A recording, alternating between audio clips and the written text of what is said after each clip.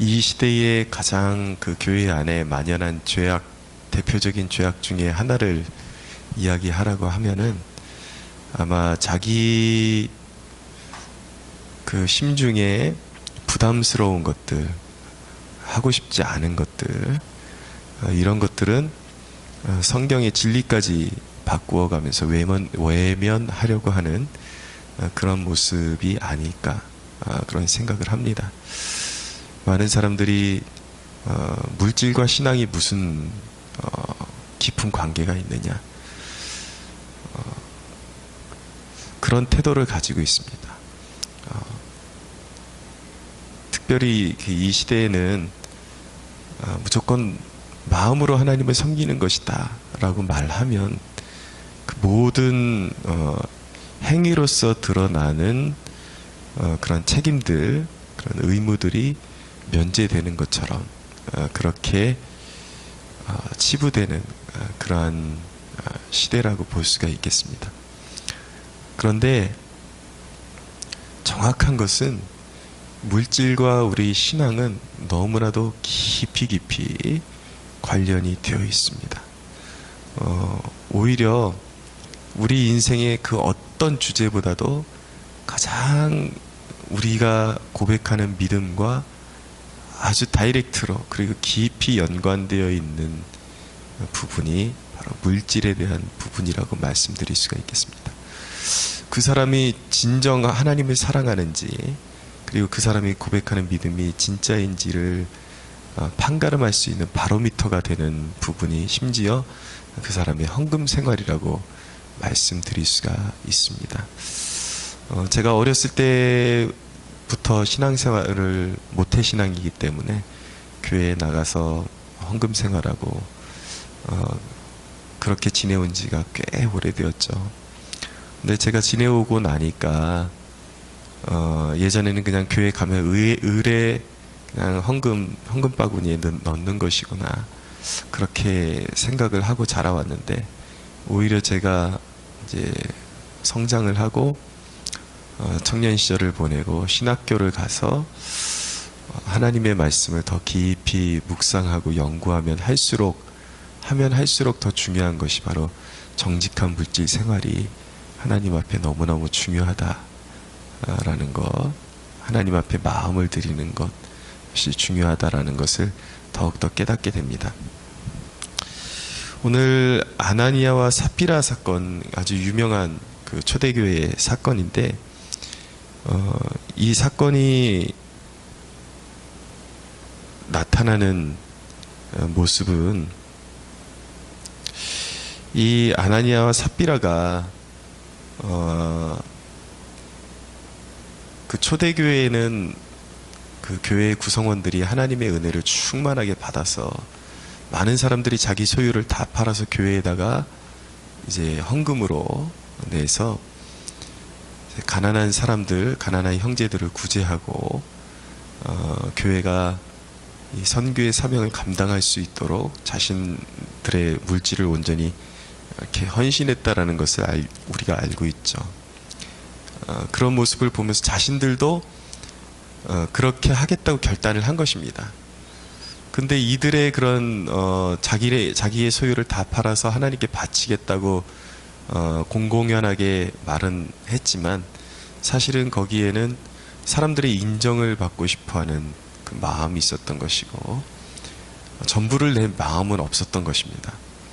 근데 내겠다고 선언은 하고, 그런데 이들의 그 중심에 있었던 죄악의 근본은 무엇이냐면 바로 탐욕, 그리고 이중성, 위선이 거기에 도사리고 있었습니다. 히파크라시라는, 그러니까 그 위선의 그 의미는 무엇이냐면 가면을 쓰고 있다는 얘기거든요. 사실은 안에는 딴 사람이 있는데 가면을 쓰고 내가 마치 다른 사람인 것처럼 흉내를 내는 것이죠. 그러니까 아직 마음에 그 하나님을 향한 온전한 헌신의 준비가 되어 있지 않은데, 신앙생활에 있어서도 사람들에게 꿀리는 것은 원치 않았던 것입니다. 그래서 우리도 교회를 위해서, 하나님의 영광을 위해서 모든 전 재산을 내놓겠다고 했지만 사실은 그것은 거짓이었고, 그냥 사람들의 탄성만 자아내고 싶었던 것이고, 하나님 앞에 온전히 헌신할 마음은 있지 않았던 것입니다. 근데 하나님 앞에 내기로 약속된 그 물질의 얼마를 감춘 것이 하나님 앞에 그들의 생각보다 엄청난 큰 죄가 되었다라는 것을 오늘 성경이 말씀하고 있습니다. 3절에 보니까 베드로가 이르되 아나니아야 어찌하여 사탄이 내 마음에 가득하여. 그러니까 사실은 자기 재산이잖아요. 그거 뭐 내기로 해놓고서 얼마를 다시 감추든 그 누가 뭐라 그럴 사람이 솔직히 있겠습니까? 그런데 단순하게 좀 마음이 변했다, 좀 덜 내고 싶다, 그런 마음에서 끝난 것이 아니라, 그런 마음으로 치부되는 것이 아니라, 그것이 하나님께 어떤 모습으로 보여졌냐면 사탄이 내 마음에 가득하여 있다라고 성경이 말씀하고 있습니다. 그러니까 물질을 하나님 앞에 감추는 것이 얼마나 생각보다 큰 죄악이 되는지 극명하게 보여주고 있죠.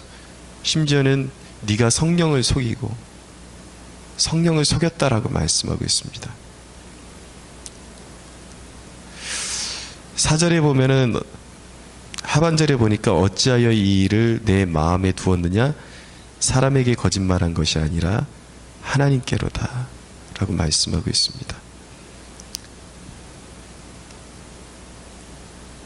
그래서 결국 그들은 자신이 하나님께 드리기로 한 물질에서 얼마를 숨긴 것이 결국 성령을 속인 것이 되었고, 하나님을 속인 것이 되었고, 그들이 저질 그 마음속으로 괜찮다라고 생각했던 것보다 지나칠 정도로 보이는 심판을 받게 됩니다. 그래서 그 베드로의 책망과 함께 혼이 떠나서 결국은 육신이 패망하는 그런 일을 당하게 된 것입니다. 여러분, 우리가 물질의 탐욕을 갖는 것, 하나님 앞에 당연히 드려야 하는 것, 우리가 헌금 생활에는 하나님 앞에 당연히 드려야 할 부분이 있고 자원에서 드리는 부분이 있습니다. 근데 이것들이 하나님 앞에 정직하게 실행되지 못할 때에 이것이 하나님 앞에 얼마나 큰 죄가 될 수 있는지 우리가 마음속 깊이 되뇌어 볼 필요가 있는 것입니다.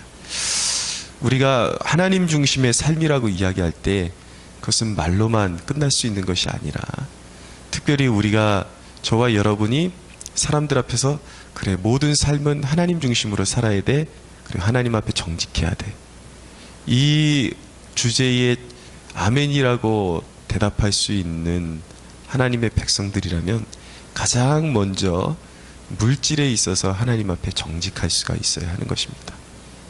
그래서 첫째로 우리 성도들이 이 물질 생활에 굉장히 그 하나님 앞에 신중하고 정직할 수 있어야 되는데, 여러분들이 정말 하나님 중심으로 살아가는 사람들이라면 여러분들의 삶 가운데 수입이 생기는 부분이 있다면 가장 먼저 그 수입을 주신 분이 누구인지를 생각할 수가 있어야 되는 것입니다. 감사함으로 한 달에 그런 일자리, 나에게 일터를 주시고 건강을 주셔서 이 일을 감당하게 하시고 이렇게 건강하게 수입을 낼 수 있게 해주신 그 생명의 근원을 가장 먼저 생각할 수가 있어야 되는 거예요. 많은 사람들이 이 부분이 훈련이 되지 않아서 하나님을 뒷전으로 하고 돈을 버는 것까지는 좋아해요. 그러나 하나님을 먼저 생각하지 않습니다. 그리고 우선 급한 대로 자기가 먼저 필요한데 지출을 해버립니다. 그리고 하나님은 뒷전에 가 있고 자기가 필요한데 먼저 다 써버리고 난 다음에, 그리고 나서 하나님의 것을 챙기려니까 예산이 부족할 때도 있습니다. 그러면은 또 뛰어넘고하나님께 마땅히 드려야 할 부분에 대해서 드리지 않게 되는 것이죠. 근데 결코 이런 습관이 결코 복이 되지 않는다라는 것을 저와 여러분이 깨달을 필요가 있는 것입니다. 정말 나의 생명이 내가 받아 누리는 것이 하나님의 은혜라고 정말 믿는다면요, 저도 그렇게 넉넉한 삶을 살아가는 사람은 아니지만 저는 물질에 있어서 그런 생각을 가지고 있습니다. 항상 아주 작은 돈이라 할지라도 거기서 하나님의 것을 떼어서 드릴 수 있다는 것이 얼마나 기쁨이 되는지 모릅니다. 정말 하나님 앞에 물질을 드릴 수 있다는 것은 우리 신앙인의 기쁨이 되어야 하는 것입니다. 그것이 정말 하나님을 중심에 놓고 하나님이 내 모든 것이라고 고백하는 사람이 말로만이 아니라 진실로 내 삶의 주인이 하나님이라고 고백하는 신앙 고백의 차원이 되기 때문에 그것은 나에게도 기쁨이 되어야 하는 것이고, 내가 그 마음으로 감사함으로 드릴 때 그것이 하나님께 기쁨이 될 수 있는 것입니다. 또 하나 우리 성도들이 이 물질 생활을 하면서 기억해야 하는 것은 감사에 인색해서는 절대 안 되는 것입니다. 많은 사람들이 하나님의 복을 누리고 삽니다. 집에 여러 가지 경사가 일어나기도 합니다. 잘 안 될 때는 하나님 앞에 눈물로 호소하고 좀 이 문제 좀 풀어달라고 그렇게 눈물로 기도하기도 합니다. 그런데 많은 사람들이 의외로 그 문제가 풀어지거나 어떤 예상치 않았던 좋은 일이 생기게 될 경우에는 그렇게 간절한 마음으로 살다가도 순식간에 마음이 높아져서 하나님을 잃어버리고 그 문제를 해결해 주신 하나님을 잊어버립니다. 그러니까 인간이 얼마나 교만한지가 여기서 이렇게 드러나는 거예요. 사실은 이것이 단순히 헌금의 문제가 아니라 인간의 그 내면의 그 중심의 문제이고 진실함의 문제인 것입니다.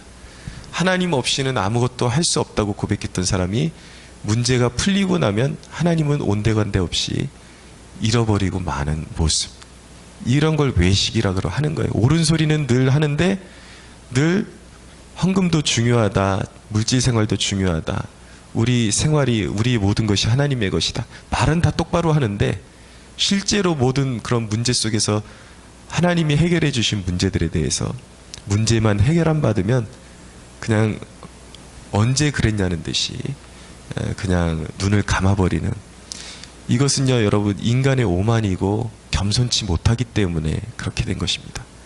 정말 감사를 할 줄 아는 사람이라면 삶의 모든 순간순간마다 하나님께서 어떤 위기를 모면하게 해주시고 삶의 어떤 가정의 경사를 주시고 환경의 문이 열렸을 때마다 하나님 앞에 감사의 예물을 올려드리는 습관을 들일 수가 있어야 하는 것입니다.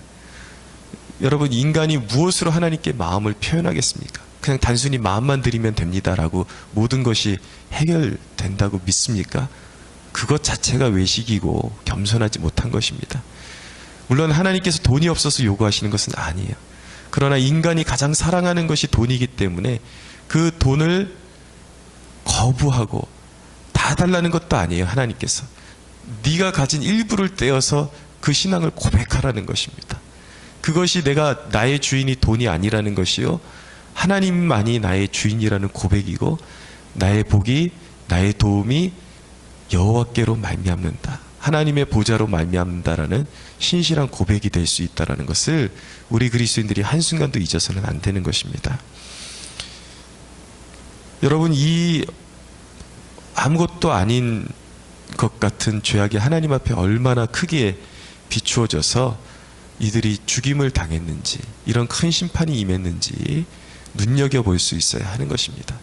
이 아나니아 삽비라 사건은 이 초대교회 이정표와 같은 사건인 것입니다. 하나님 앞에 정직하지 못하고 모든 신학의 영역에서 마찬가지입니다. 특별히 물질의 영역에서 하나님 앞에 정직하지 못한 것이 우리는 잘 인식하지 못하지만 하나님께는 얼마나 큰 범죄가 될 수 있는지를 극명하게 보여주는 사건이 아나니아와 삽비라 사건인 것입니다. 모든 사람들이 헌금을 떼어먹고 하나님 앞에 마땅히 드려야 될 감사를 떼어먹을 때마다 이런 불미스러운 사건이 일어나는 것은 아닙니다.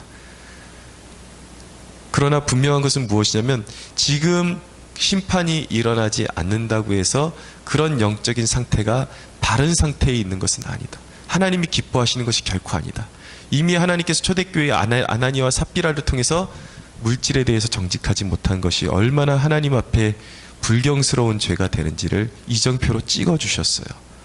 그리고 오늘날도 주변에 보면은 필요하다면 하나님께서 이와 비슷한 체벌을, 징계를 내리실 수 있다는 것을 얼마든지 보게 됩니다. 어떤 분이 이런 물질 설교하는 것을 듣고 목사님의 설교는 율법이지 은혜가 아니다 라고 말하는 사람들이 있었습니다. 그러나 눈을 뜨고 사도행전 5장을 보십시오. 신약의 하나님, 그리스도의 하나님이 교회의 물질적인 부패에 대해서 얼마나 미워하시고 싫어하시는지 오늘 사건이 분명하게 보여주고 있습니다. 오히려 자녀이기 때문에, 은혜 아래에 있기 때문에 하나님께서 자녀들이 탐욕에 젖어서 하나님의 이름을 욕되게 하는 것을 용납하실 수 없다라는 것을 기억하는 이 아침이 되기를 소원합니다. 여러분, 우리 신앙생활할 때에 우리의 삶의 모든 영역이 하나님 앞에 신실하게 드려지고, 특별히 물질에 있어서도 하나님께서 이런 작은 부패도 간과하지 않는다라는 것을 기억하시고, 돈을 우상으로 섬기는 그 모든 것들, 나도 모르는 사이에 내가 신실하다고 생각했는데 내 안에 가득 차 있는 탐심들을 내려놓고 하나님을 하나님 되시게 섬기고, 마땅히 하나님께 드려야 할 것들을 하나님께 드림으로 하나님께 기쁨이 되는 저와 여러분들이 되기를 예수 그리스도의 이름으로 축원합니다.